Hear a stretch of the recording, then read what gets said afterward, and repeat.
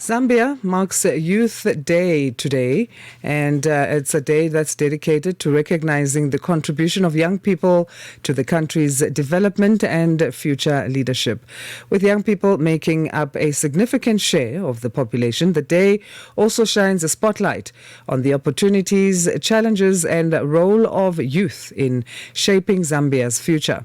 To reflect on the significance of the day and the importance of youth participation in national development, we're joined now by Damiano Mabingo, a Zambian award-winning writer, model, United Nations alumni, and young politician.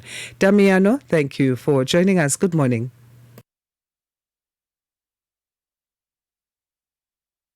Damiano, good morning, and thank you for making time to talk to us. Good morning. Good morning. Can you hear me? Yes, we can hear you now.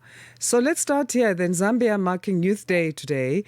From your perspective, what does this day really represent for the young people of Zambia?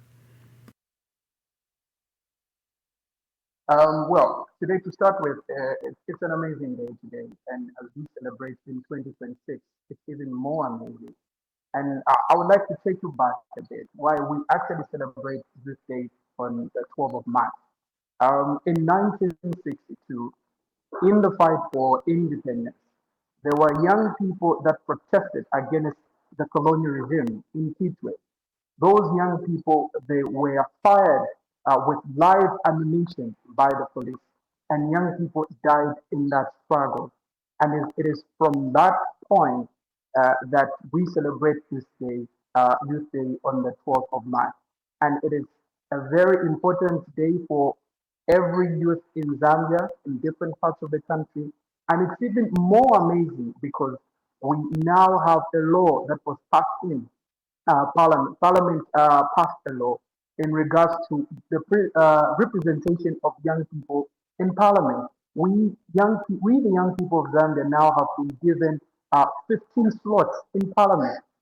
We didn't have that, so it even makes it more exciting as we celebrate this Youth Day in 2026 today. A significant portion of the population in Zambia is made up of young people, well, in the continent of Africa in general. Do you believe that the young people of Zambia are given the opportunities to participate where it matters the most? You just mentioned a new law now that's allowed some participation in parliament. Is it enough that it goes beyond laws and whatever's written on paper, but you see it playing itself out on daily life? Well, we know what we can say is that it, it's it's not enough, but of course, it's a great starting point.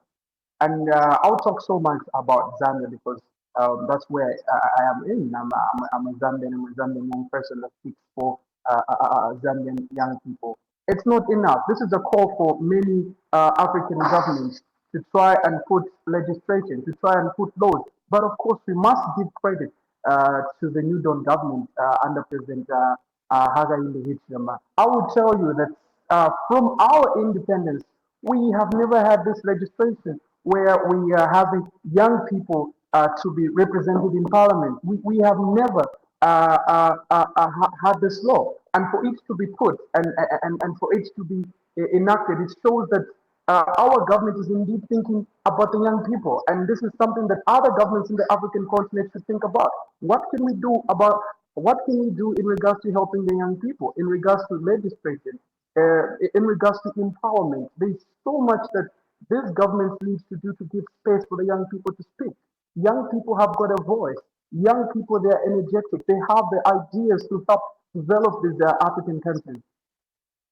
In the spaces or areas then where that opportunity is lacking, what initiatives and kind of motivation can the young people give themselves to create their own opportunities? As you say, this is something you're passionate about, to be a voice for other young people. And you are a writer. We know you're involved in politics. That's been since a young age.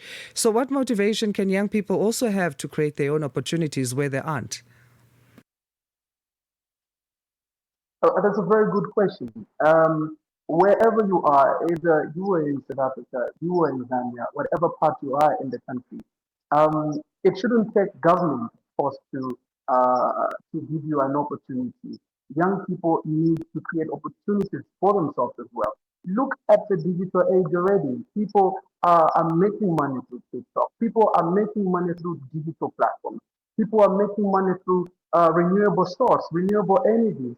And also, it's about putting yourself there also to see how your voice can be heard. I will tell you that, for example, in 2019, when I was in Kuala Lumpur, Malaysia, we had a very important discussion, and the discussion that we had with my colleagues from different parts of the world was that Zambia's debt stress, Zambia and Africa's debt stress.